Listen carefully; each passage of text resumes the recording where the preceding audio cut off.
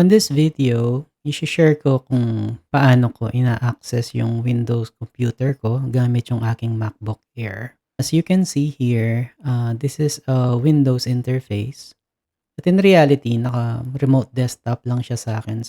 Yung personal reasons ko to access my Windows computer is, yung primary talaga is yung internet download manager ko is hindi umaandar sa MacBook Air ko. So, sayang naman yung license na binili ko dun. Pangalawa is, ginagawa kong secondary storage yung Windows computer ko. Okay, so yun yung goal natin today. To access your Windows computer using your MacBook Air. Lista muna natin yung mga need nating gawin. Well, unang-una, i-configure natin yung Windows computer natin para gumana yung remote desktop. Pangalawa is, alamin natin yung computer name nyo. Tapos yung login details nyo sa Windows computer whenever you turn on your computer.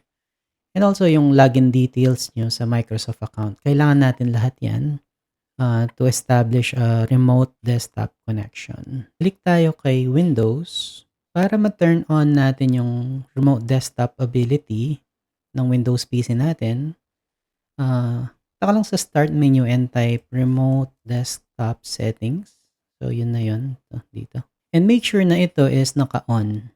If naka-off siya, paki-on na lang.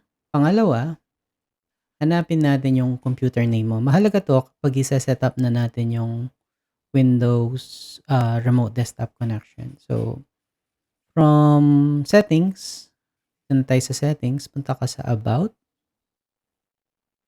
Tapos, ilista mo yung device name mo. For me, it's Brian Dizon. So, one word. Okay. Tapos, yung pangatlo, login details sa Windows PC. So, ito yung login details mo pagka-turn on mo ng computer, kung i-enter mo yung PIN mo or kung password man yan. So, make sure na isulat mo rin.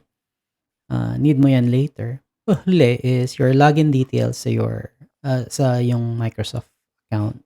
So, ito yun. Punta ka sa login.live.com. Okay. So, make sure na you can sign in there and remember mo yung email ko at saka yung password ko. So, mahalaga din yan kasi kailangan natin later para i-set up yung Windows app. Okay, so yun yung mga kailangan natin to get this done. Next is, let's talk about yung paano siya gagawin. So, yung pinakauna, download and install yung Windows app. Kailangan natin puntahan is yung App Store. So, dito sa App Store, i-download mo, i-search mo lang si Windows app. Okay. So, as you can see, naka-install na siya sa Mac ko. So, okay. So, pag in-open natin si Windows app, so if you can see, naka-connect na currently yung computer kong ito. Dito. Right-click, tapos connect. In this case, pinapa-disconnect niya sa akin. So, yung gagawin natin is i-disconnect siya. Well, actually, i-delete ko siya so we can start from scratch. Okay, so as of the moment, sa Windows app, let's close this first. So, sa Windows app ko, there's no device na connected. Punta tayo dito sa plus sign. Tapos, add PC. Okay. So, sa PC name, yung sinulat natin kanina, sa case ko is Brian Dizon. Okay, yung credentials, dito natin gagamitin yung login details for your Windows PC. Okay, meron ding option na i-add mo na siya para wag mo na siyang tina-type every time magko-connect ka. So, pag add credentials, sulat mo dito yung username. Okay, tapos yung password.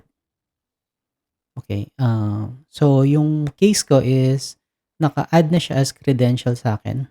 Tapos pwede mo siyang bigyan ng name kung gusto mo. Yung kanina nakalagay ko is Windows 10 Pro, tapos Brian Dizon. Okay. Again, kahit anong lagay mo doon pwede. Okay, so from there, ma-add mo na siya. I-click mo yung yung ellipsis na tawag dito. Then connect. You can just click continue. Click mo yung okay. Palitan mo to. Dito na pumapasok yung login details mo sa Microsoft account this time. Okay. So, ako, yung login details ko are, okay. So, i-click ko lang siya. And there. Back na ako and connected na ulit sa Windows computer ko. Ganun ko lang siya kino-connect or ina-access yung Windows computer ko. Actually, wala man monitor yung CPU ko right now. Hopefully, natutunan nyo kung how to connect a Windows computer using your Mac. Right now, I added yung procedure natin, kung paano natin siya ginawa kanina. So, hopefully may natutunan kayo dito. And that's it for now. And thank you.